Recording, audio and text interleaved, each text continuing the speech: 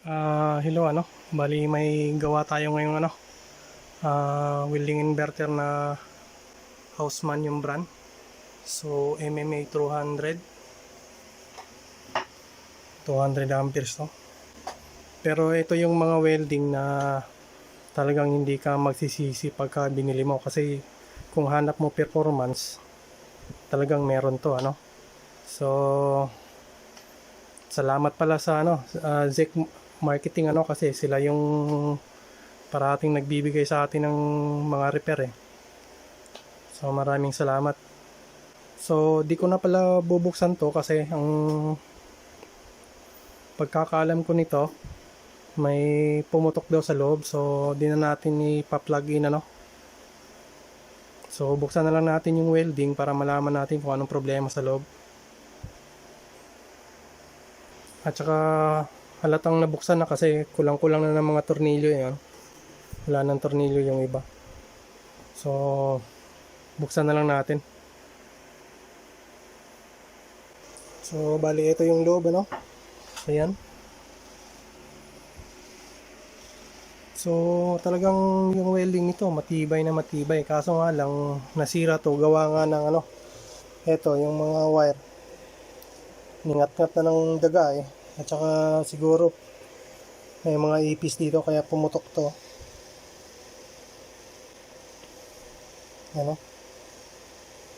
So kailangan muna natin to linisin bago natin tanggalin yung board sa para matrouble. So kita nyo yung yung welding to. So 12 output tsaka 12 din MOSFET So talagang napakatibay ng welding nito. Yung performance talagang hindi ka magsisisi. Hanap mo performance, may bibigay ng welding na to. Kahit na 200 amperes lang to, kayang makipagsabayan ito ng mga 300.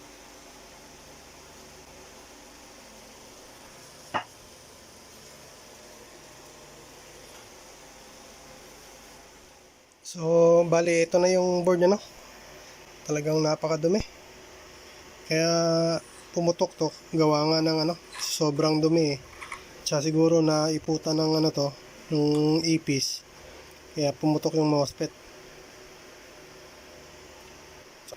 So yan.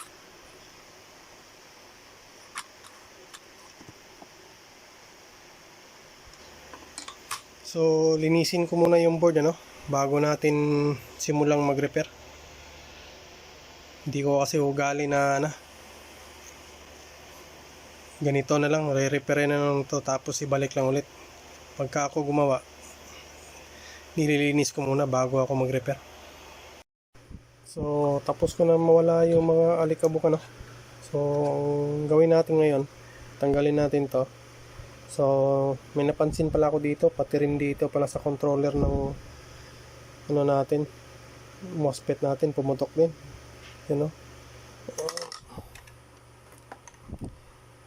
Kita nyo yung transistor sabog din tapos ito. So kailangan natin tanggalin to, tsaka tanggalin natin yung board para mapalitan natin ng mga parts. Kung sa iba to, ang option nila nito, wala na, conversion na ng power supply, hindi na kayang ibalik to sa original. Pero sa atin, hindi tayo nagko-convert ng kahit na sa lahat ng gawa ko, mapa-TV man o mapaanong klase ng repair, hindi tayo nagko-convert.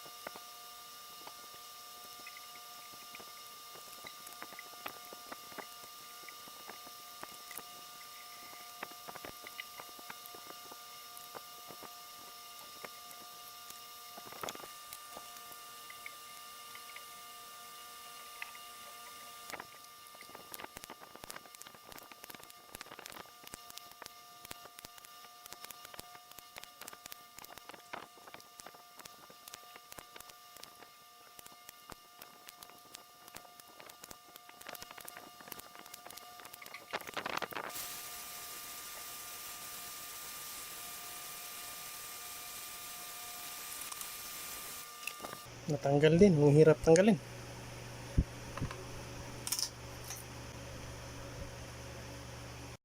So bali ngayon linisin na natin yung board.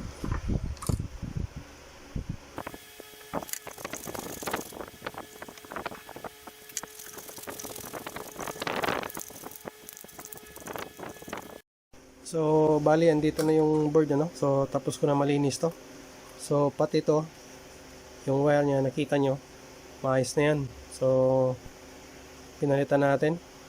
Tapos dito yung mga transformer, pati yung current sensor natin tinanggal, pati yung mga MOSFET natin dito na N channel at saka P channel tinanggal din natin para malinis kasi nga ang pangin ng board na to parang naihian ng daga, kaya minabuti nating tanggalin yon para maalis yung mga corrosion doon. Baka may mga pa ng ihi ng daga o di kaya ihi ng ipis. Tapos dito tinanggal din natin yung PWM controller. So ito yon, hindi naman masyadong kaproblemahan yan ito lang yung natin, ito yung controller ng power supply MOSFET na pumutok, yung mga parts dito.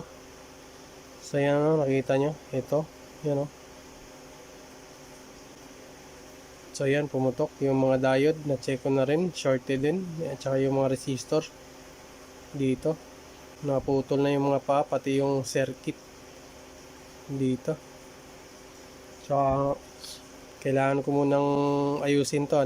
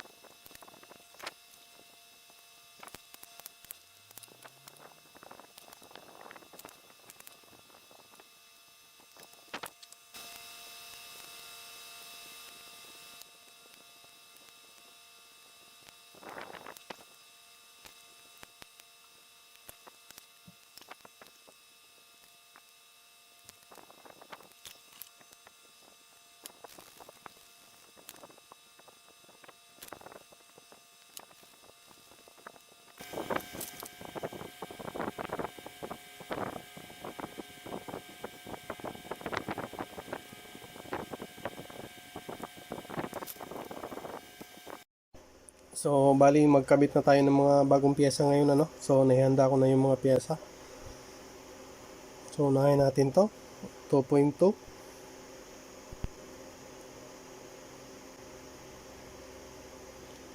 So yan. Tapos tingin tayo dito.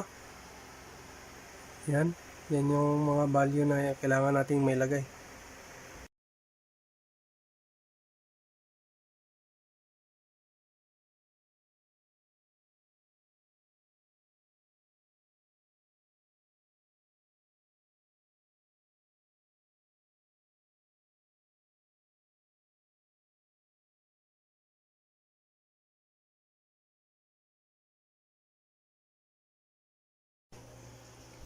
So balik tayo dito So ang ginawa natin dito, yung naputol na linya, so nagdugtong tayo dito. Yan, tsaka dito rin. Nagdugtong tayo, at tsaka yung sa likod. Yan. So ngayon pwede na tayong mag-test nito So di muna natin ilalagay yung MOSFET. Ito lang muna para malaman natin kung anong problema Pero pag umandar, magkaroon tayo ng supply ng secondary, so it means okay na yung primary natin. So ayan, sa paalala pala so bago kayo maglagay ng kahit na anong pyesa, mag-check muna kayo ng i-check nyo muna yung mga, kunwari ito transistor, i-check muna kung good ba o hindi. Baka meron kasing bago na kala mo naman bago, pero pag chinek mo sira din, so beware lang kayo doon. So balik tayo dito, bali tapos na natin tong malagyan ng mga bagong piyesa. So pero di muna natin to ikakabit. Ang unahin muna nating i-check itong PWM, kasi gusto ko makasiguro. At saka hindi ko pa na-check yung mga IGBT kung sira ba to o hindi, kung may problema ba o wala. So unahin muna natin to, saka na natin ikabit sa board pagka okay to, para isahan na, kasi gawa nga ng naanuhan to ng ipis, yung daga na ihian, kaya nilinis natin na maigi to, tsaka tinanggal natin yung mga piyesa na para yung ihi malinisan talaga natin. So malinis na yung board, so dito muna tayo. So tabi muna natin yan.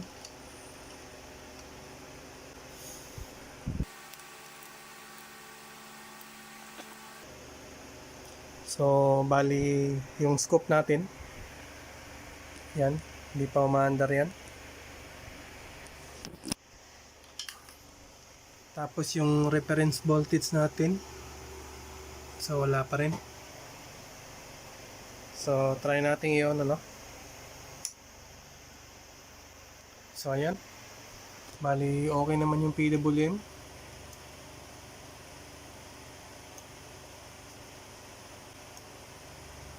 Tapos yung voltage reference natin is 11.3 volts, tapos 100 kHz to.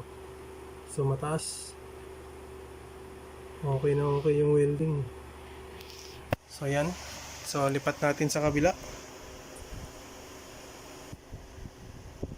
So ayan, ikabit na natin. So dito 11.5, so 100 kHz din, 101 kHz. So wala tayong problema sa PWM na So salamat.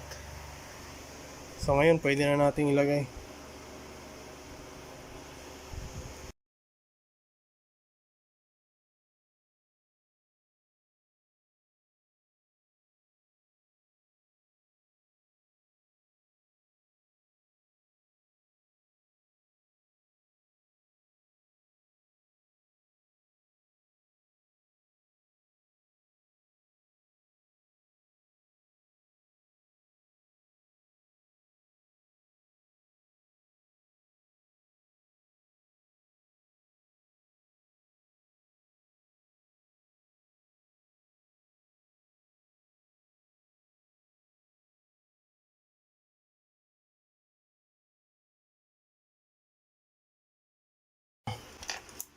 So ito naman ikakabit natin para matest na rin natin,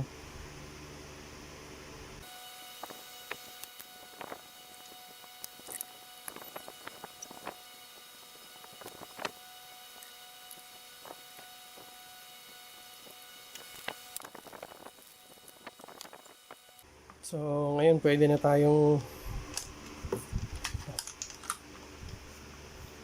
nating i-check ulit yung PWM signal, pero gamit muna yung workbench power supply natin.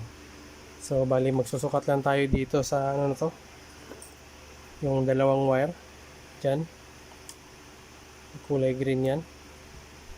Zoomin natin yan, bali dito lang tayo magsukat, so tanggalin muna natin to para masukat natin yung signal dito. Pag may nakuha tayong signal dito, it means wala nang problema dito sa N channel at saka P channel MOSFET natin, so it means tuloy-tuloy na yun, okay na yun.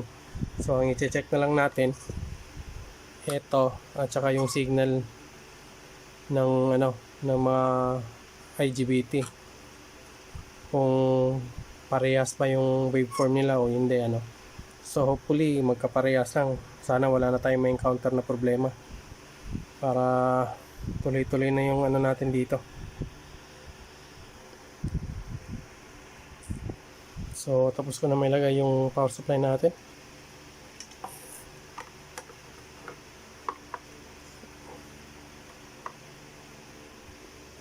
Tanggalin muna natin yung dalawang wire.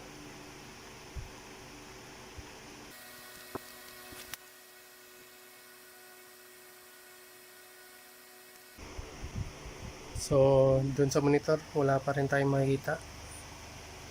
So on ko na.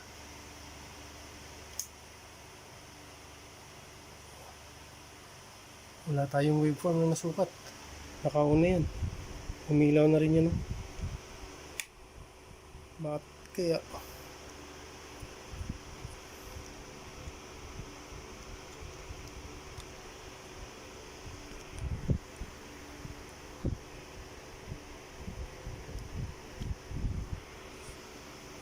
Ulit. Wala talaga.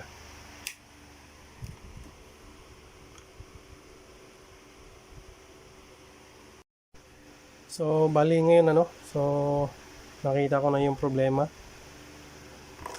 Kaya pala wala tayong signal na makuha kasi yung N channel at saka P channel MOSFET natin sira din. So pakita ko na lang sa scope. So dito na tayo, tinanggal na natin yung N channel at saka P channel MOSFET natin. So dito tayo magsukat. Yan, wala ba kayong makita niyan? So on ko muna. Tapos makita nyo naman yung ilaw dito na green, ilaw yan. So ayan, umilaw na yan. So eto yun. So okay naman. So bali ngayon ang supply niya is 28.2 volts, 102 kHz. So bali yan. So lipat natin dito sa kabila din.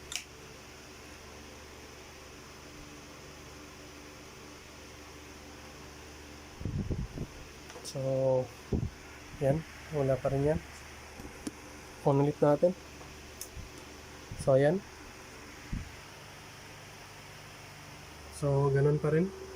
28.2 tapos 102 kHz. So bali okay na yan. So kailangan lang nating mapalitan yung yung sa kabila naman, ang supply niyan is 13 volts. Ganun din. 102 din yung kilohertz, 13.5 volts. So lipat ulit natin dito. Saan yan? Dito. Yan. So ganun din, parehas. So ang naging problema nun, sira yung N at P channel MOSFET natin na 4. So ayan, nakaset tayo ng times 100k kapasitan tester, tapos ano ang value nito? Ito N channel. So pag N channel, pansinin nyo na lang sa tester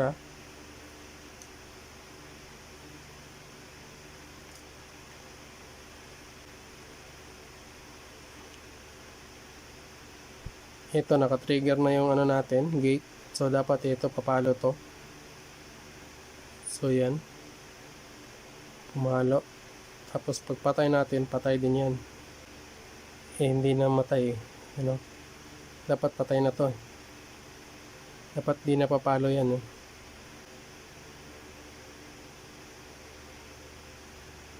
So, pumapalo pa rin kaya sira to. Ito naman. So P channel to, IRFZ9. So pag P channel,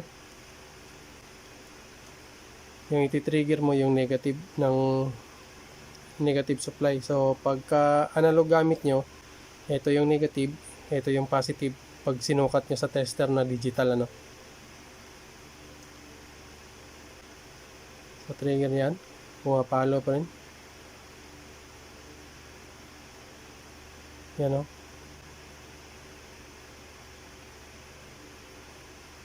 kahit napatay natin, yan, patay na yan, dapat pinapapalo itong dito.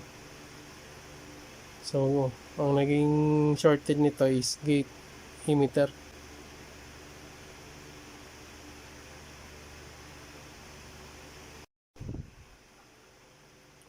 Bali, ano pala, no? Bali, yung N channel at P channel MOSFET natin. So, sira yun. So, possible, may sira yung IGBT natin. Kasi nasira yun eh. Pag nasira yun, so, iba na yung signal na nilalabas papunta rito sa distributor natin. So, malamang may sira yung mga IGBT natin. So, madami-dami din to. 6-6 bawat ano nito, tagiliran. 6 dito, 6 din dito. So, 12. So, masakit sa bulsa to. So, bali, napalitan ko na, no? Hihinangin na lang natin yung mga N channel at saka P channel MOSFET natin.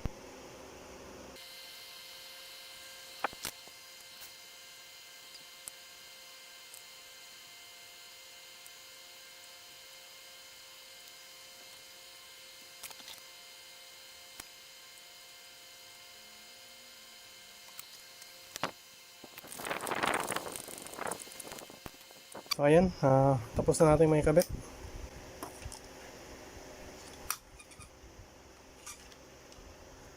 So, ayan. So, kailangan nating testing ano kung okay na ba yung signal dito.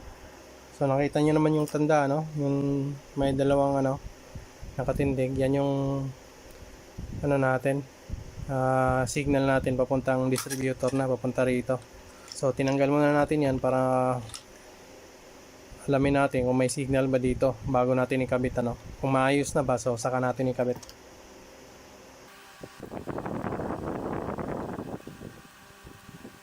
So, ayan, ano, naikabit na natin.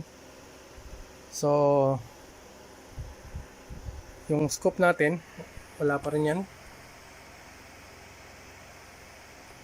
Gumagalaw na yan para wala pang, hindi pa naka-on yung welding kasi hindi pa umiilaw dito.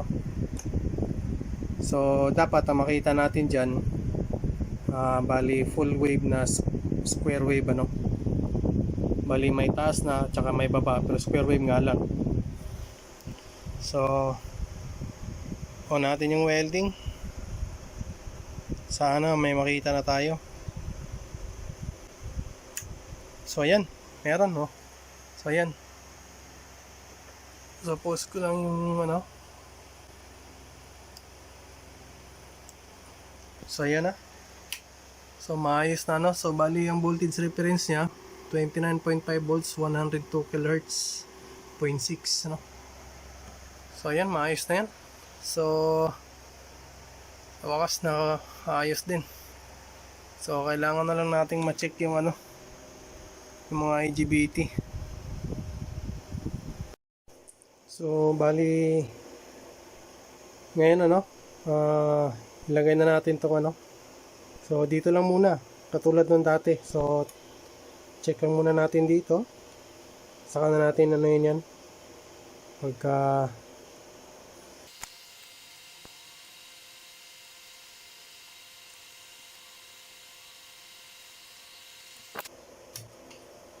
so, ayan, saksak na natin. So, on natin. So, naka-on na lang, kulang na lang yung welding, ano. Set tayo ng 50 volts AC.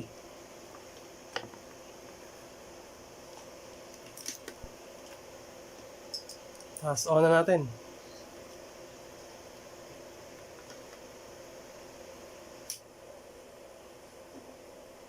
So, ayan, naka-on na yan.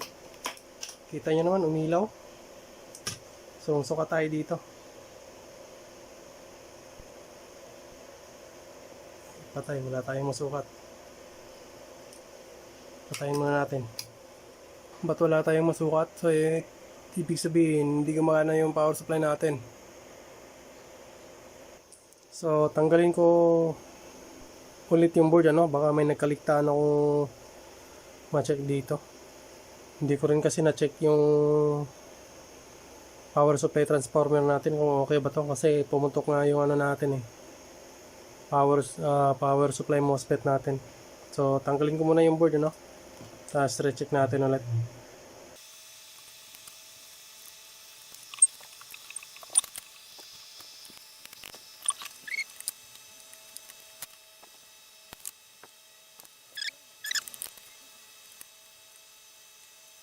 So bali nahanap ko na yung sira, ano.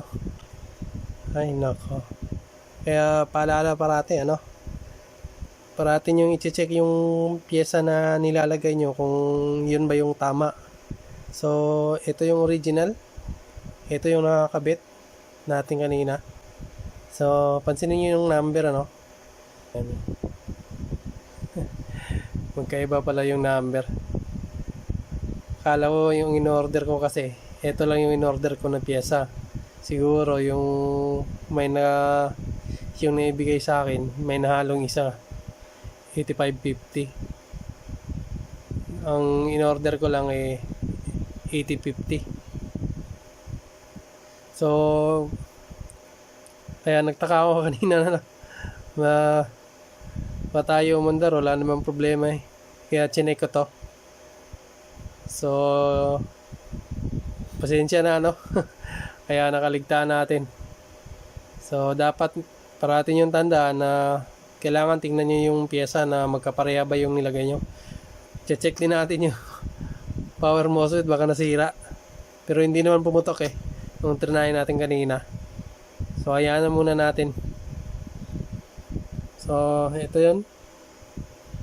So tama na yan, 8050 na. Ay. So saglit lang, ano, linisin ko muna dito kasi natabunan yung butas hindi na, hanggang ganito na lang. Tapos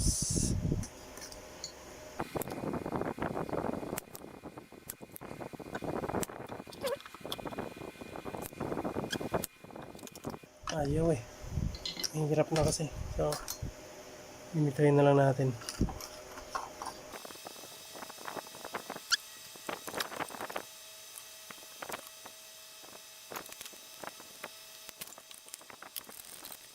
Ayan, tapos na natin naikabit. So ikabit ulit natin ito sa chassis, ano.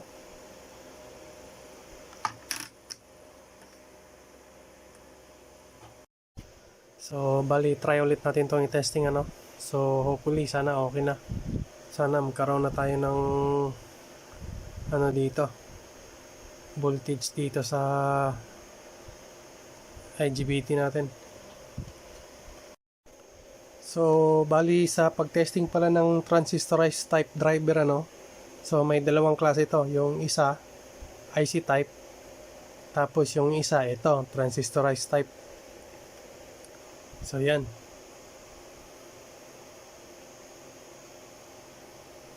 dapat hanggang dyan lang. Nakaset kayo ng AC 10 volts. So pag 50 naman, lagyan natin. So hanggang dyan lang. Balik natin 10 para mas maganda makita nyo. Tapos pagka sa digital naman, ito yung voltahe na kailangan yung tandaan, kasi magkaiba sila nung sa IC. So lagyan natin to. Yan. So dapat 3.2 lang DC. 3.2 volts lang ang dapat na masukat nyo dyan. Tapos pagka AC, yan, 0.080. Dati nung una, makikita natin 0.5. Tapos 200 millivolts yung sa DC. Pagka sa transistorized type, medyo baliktad sila. Yan, kailangan sa DC 3.2 volts ang masukat nyo. Pagka tumaas dyan, huwag nyo ilalagay yung MOSFET kasi masisira. So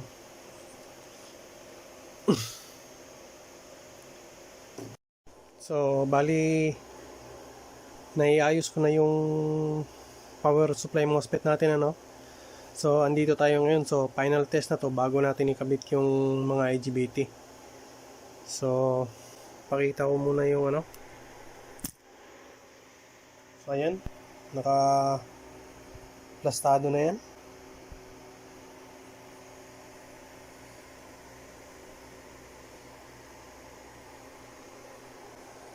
On na natin. Yan. So, ito na lang. So, ayan. Nag-on na, ano. So, nakita nyo, nag-ilaw na. So, sukatin na lang natin dito. So, ayan, meron. So, tingnan nyo yung tester, ano. Layo muna natin ng saglit. Yan. So, dito. Yan, pumapalo na yung tester natin. So, yan.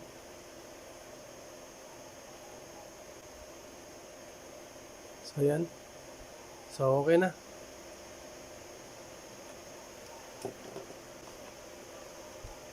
So, di lang muna natin masyadong patagalin to, ano, kasi nga umiinit yung ito, yung apat na yan, yung P-N at saka P-channel MOSFET natin. So, ngayon, on na natin to. So, yan.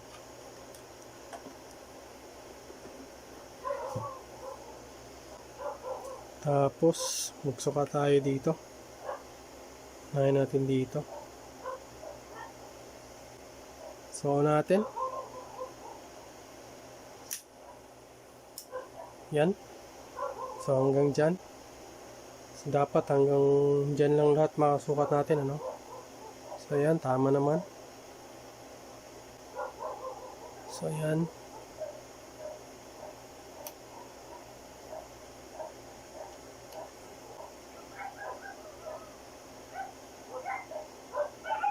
So, yan sa kabila.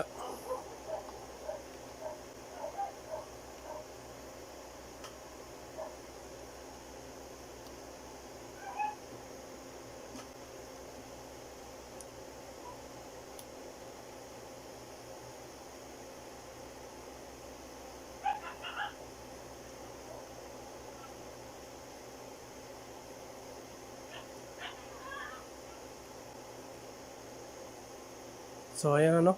So, halos magkaparehas ng lahat. Tanggalin ko lang yung board, ano, tapos lagay na natin yung ano, mga IGBT.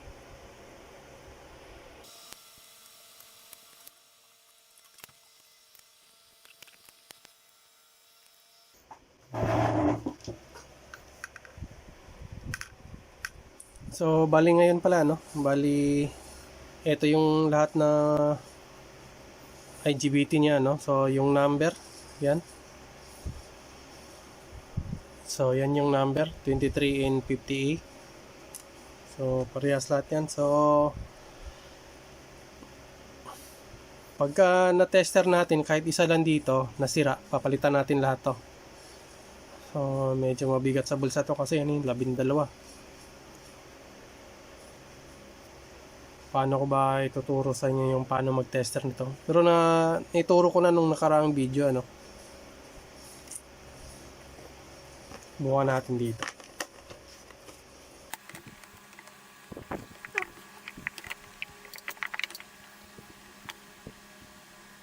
Lang ite-test natin, ano. So, ganito pa pag-tester. So, yung tester nyo dapat nakalagay sa pinakamataas. Hindi man ito yung pang-tester ng MOSFET, pero depende na sa inyo, sa experience nyo, ano, kung saan. So, sa akin, diyan ko nilalagay. Naka times 100K. Tapos, ang pag-tester niyan, ganito.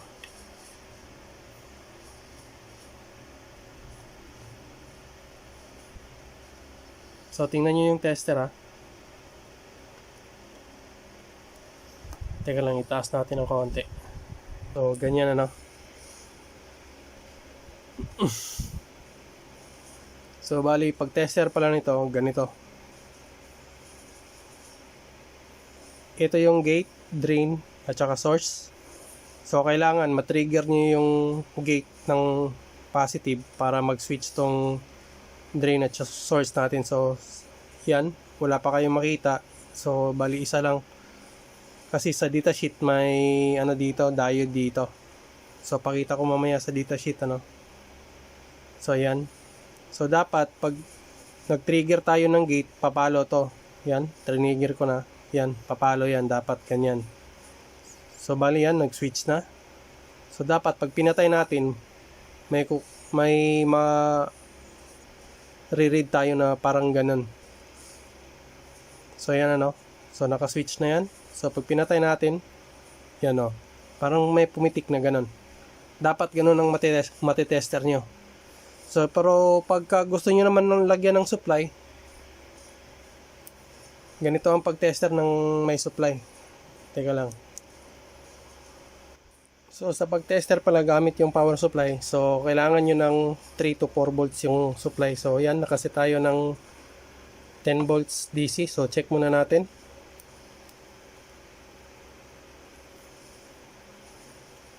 So, yan.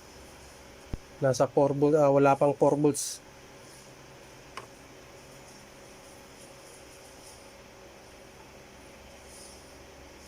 So, wala pang 4 volts yan, ano. So, ganito ang pag-test pag may supply ang gagamitin nyo.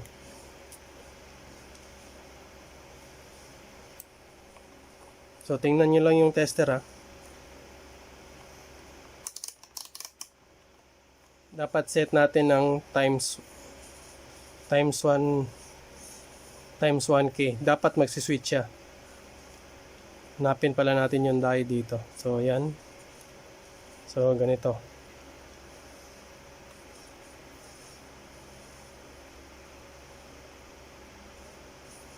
So yan, ganyan. Baliktad pala, no? Dapat ito, yung kulay itim pala. Yan, tapos pag nilagyan nyo ng supply yan, dapat positive ang ilalagay nyo sa gate para magsiswitch to. So yan. Tingnan nyo yung meter, ha. Pag nilagyan ko ng positive to, supply, itong lalabas nyan. Yan. Tapos pagka negative naman, ang ilalagay ko sa gate, dapat mamamatayan. So yan, nakaswitch na yan.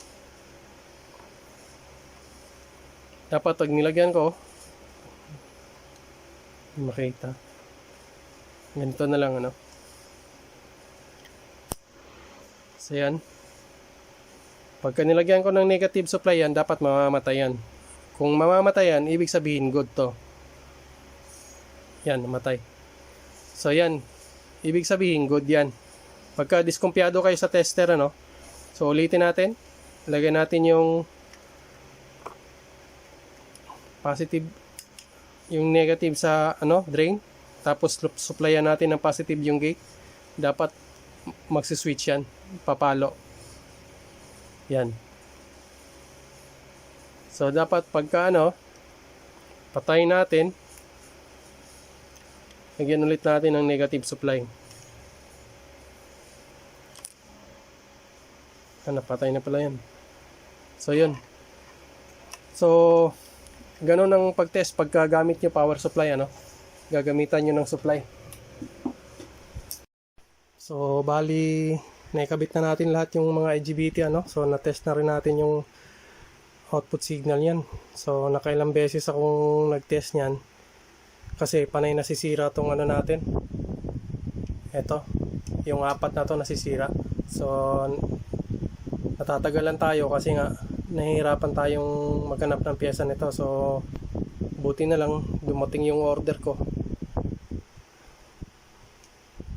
Kaya pinuntahan ko dun sa tindahan, ano. So bali check lang natin dito kung magkakaroon na ba ng output yan. So yung iba pala nagsasabi na pag nag-check tayo ng output voltage ng ano, ng welding, sinasabi ng iba 60 volts dapat. So, hindi ho lahat ng welding masusukat nyo 60 volts. Depende ho yun sa manufacturer nung maze winding na ilan yung number of turns yan. Ito, nakadepende ho yan dito. Pakita ko. Yan. Nakadepende po yan dito sa transformer na to. So, pakita ko yung diagram yan. Medyo magulo na yung ano ko dito. Yan. Nakadepende po yung output ng... Hindi pala to. Ano ba? Yung isa. Nakadepende po yung voltage output dito sa maze transformer na to. Maze output transformer natin. Yan. Kung ilan yung winding yan, dapat ganun din ang ilalabas nun. So, minsan may mga welding na umaabot ng 60. Minsan mataas pa. Gawa nga ng medyo mataas yung winding nila dito, kaya mataas din yung voltahe. So, yung iba naman, mababa. No? Pero mostly sa mga welding na na-encounter kong na-repair, kahit na bago, ang nilalabas lang talaga is naglalaro yung mga voltahe, output voltage sa 40 to 70 volts. Doon naglalaro. So, try natin dito kung aabot ba to ng ano. Naabot ba to ng 60? Kasi yung iba nagsasabi 60 dapat yan eh. Eh, paano natin magagawa yun? I-rewind pa natin yun. Pwede namang i-rewind, pwede namang hindi, no? Kaso nga lang, hindi na natin kakalikutin yung mga piyesa rito. Gawa nga ng factory default o yung manufacturer design, yun ang design nila. So, ako pwede kong paabutin ng 60 yan, pwede pang abutin ng 100 eh. Kaso nga lang, hindi na natin gagawin kasi yun ang design ng welding eh. So, bali bago pala natin ito i-testing ano, so ayusin ko lang muna yung wire dito sa ano, power supply natin kasi ningat-ngat kasi ng daga to eh. So, ayan pakita ko. Yan yun. Yan yung mga wire na kinain ng daga. So, kailangan nating ano yan.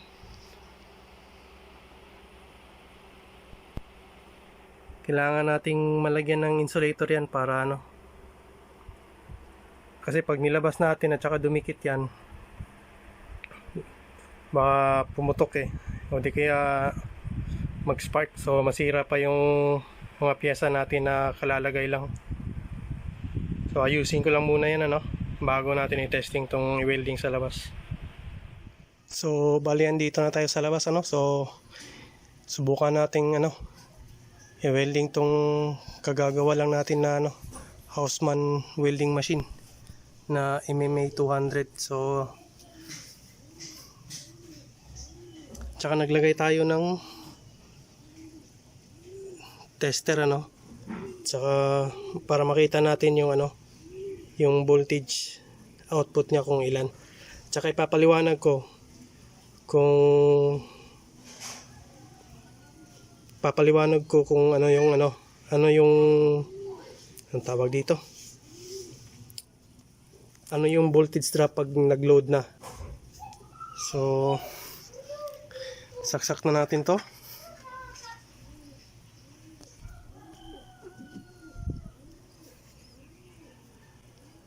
So ayan, bukan natin yon.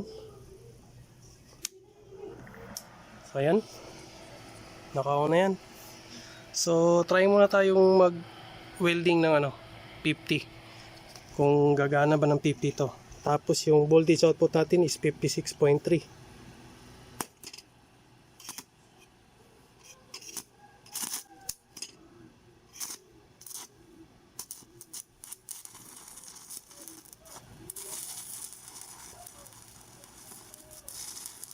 So nakaka-weld siya. So taasan natin ng 80.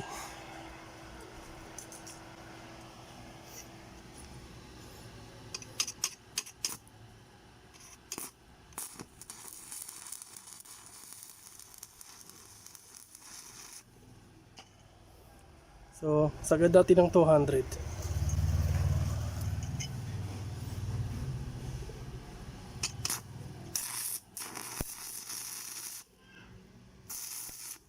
Ang lakas. So ayan ano. So bali okay na yan. So sa wakas natapos rin yung welding na to.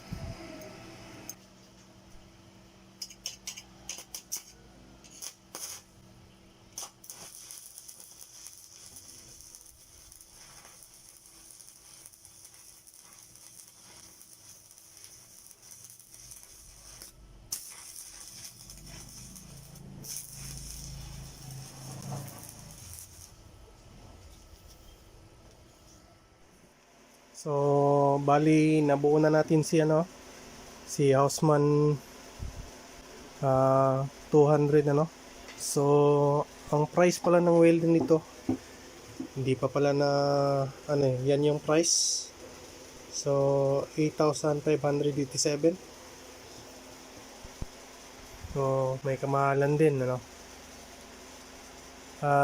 Kaya ako pala ipapaliwanag yung natin dito kanina, yung naglagay tayo ng tester doon. So ito yun ano.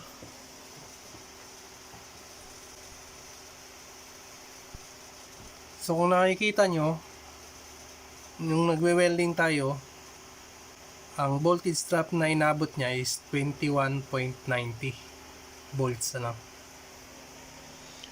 Bakit to ganyan? Dapat to hindi tayo lumampas ng 30 volts pataas niyan kasi nga masisira yon. Tapos may nakalagay din dyan sa specification ng welding, hindi naman karamihan nilalagay, pero pagka mga magagandang klaseng welding katulad nito, may nakalagay yan kahit saan ano. Ito sa likod nakalagay. So pakita natin yan. So kung napapansin nyo rito, ito yon. So kung gagamit ka ng 30 amperes, dapat ang voltage drop nya is 21.2. At kung imamax mo naman 200 amperes, ang voltage drop mo 28 volts. So ang pala nito, may tatlong kategorya pala ng duty cycle nito. Yung 25% duty cycle kung gumamit ka ng maximum ampere na 200. So 60% duty cycle kung 125 amperes ang gagamitin mo. Tapos 100% duty cycle kung 100 ampere ka lang. Tapos ito yung voltage drop na lalabas na nakalagay dito sa computation nila no. So yan 28, 25 at saka 24.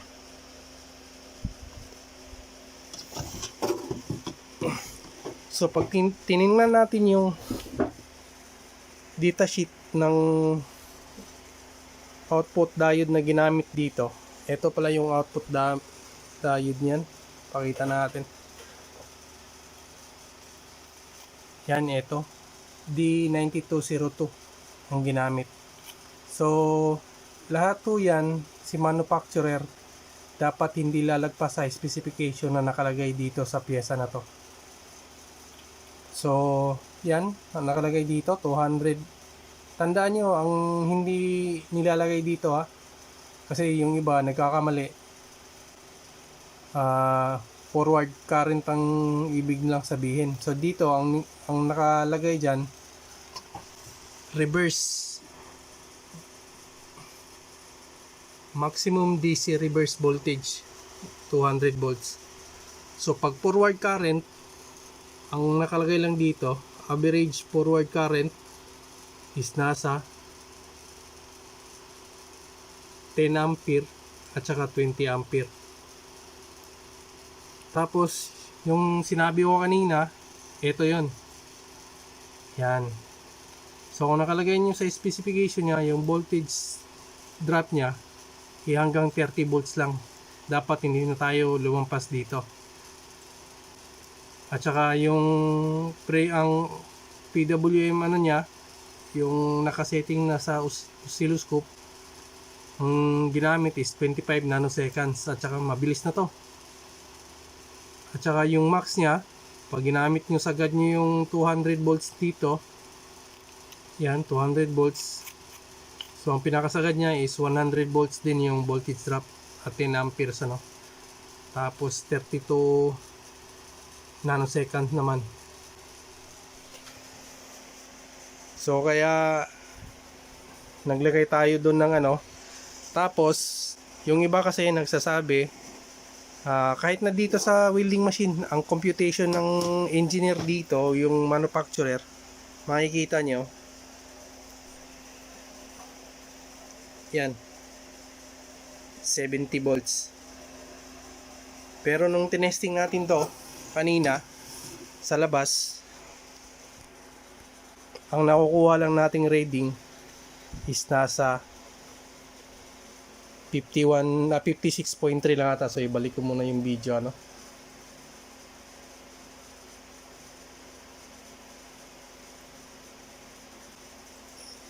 So ayan yung video.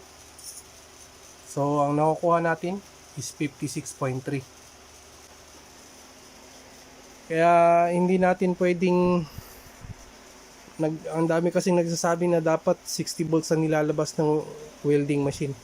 Dito nga nilagay nga ng manufacturer 70, pero ang lumabas 56.3 lang. So kung ako naman, pwede ko namang i-alter yon. Pwede kong paabuti ng 60, pero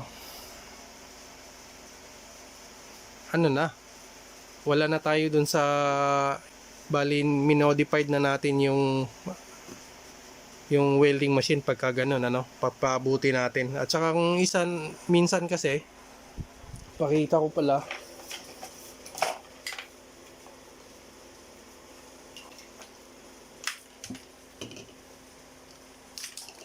minsan kasi ito yung output transformer natin.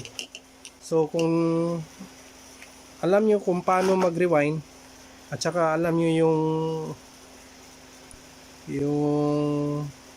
concept ng rewinding, pag madami yung rewind mo, ibig sabihin yung output mo mataas din.